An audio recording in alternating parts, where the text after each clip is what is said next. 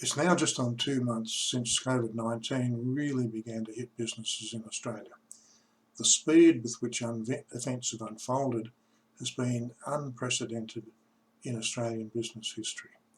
You know, just on 2 months ago, I flew to Canberra to work with one of our clients. I flew Virgin Australia, as I usually do.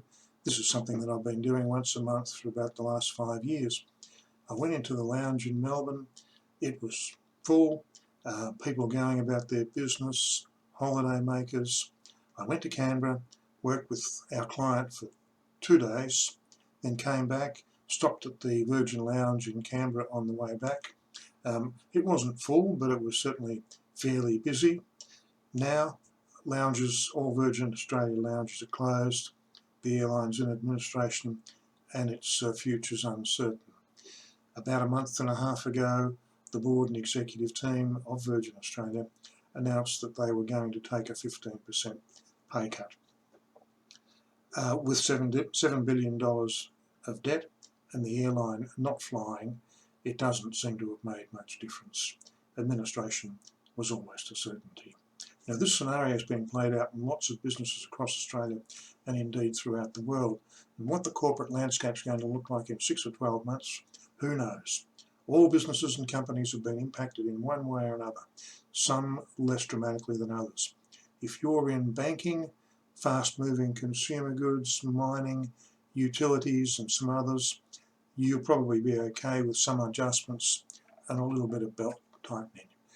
How different companies have respond will depend on the depth of the direct impact on their finances and operations.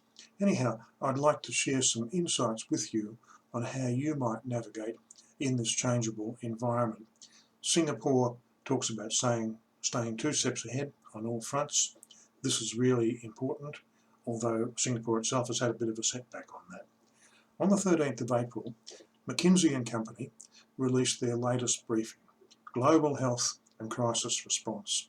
In this 90-page report, they review how countries across the world have responded to the pandemic, the strategies that they put in place, and the differing success rates.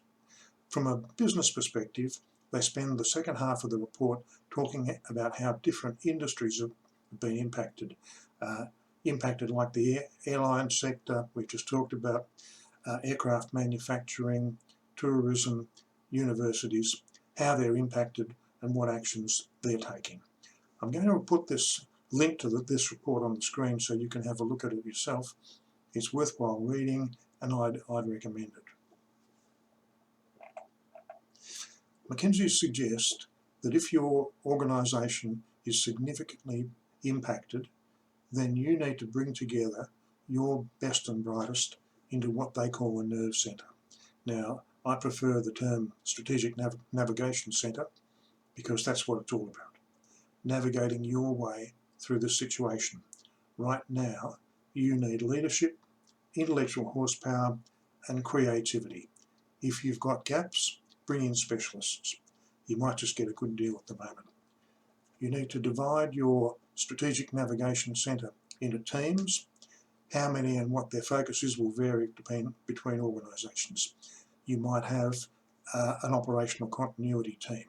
You might have a scenario planning team. You might have a short-term strategy implementation team. You might have a workforce deployment team. These teams will need to get together and consider 3 main questions.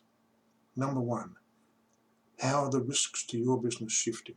What direction is the wind blowing in and what's its velocity? The board risk committee will want continuous up-to-dates. Number 2, how well have you done your scenario planning? Best, medium and worst case scenarios. By now you'll know how unfolding events are impacting on your finances and operations. Number 3, are your response strategies proving effective? The situation is likely to be dynamic, very fluid and changing on a daily basis. Again, think 2 steps ahead. Here's a little vector diagram that Di Persing and I put together. It might help with your thinking.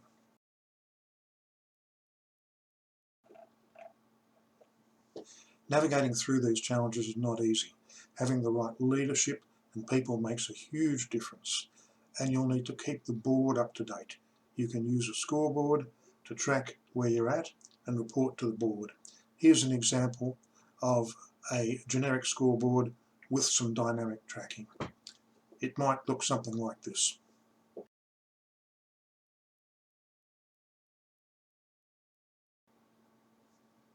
But of course, your scoreboard will need to be set up for your operating environment and the challenges that you face as a business.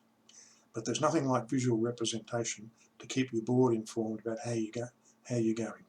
Don't wait for the chair and other directors to come knocking. Be on the front foot. Provide regular updates out of sessions. Anyhow, give us a call or send us an email. Di Percy and I can help put your scoreboard together and enable tracking. I've put some detail of this on the Geoff Nunn Associates website. Have a look at it.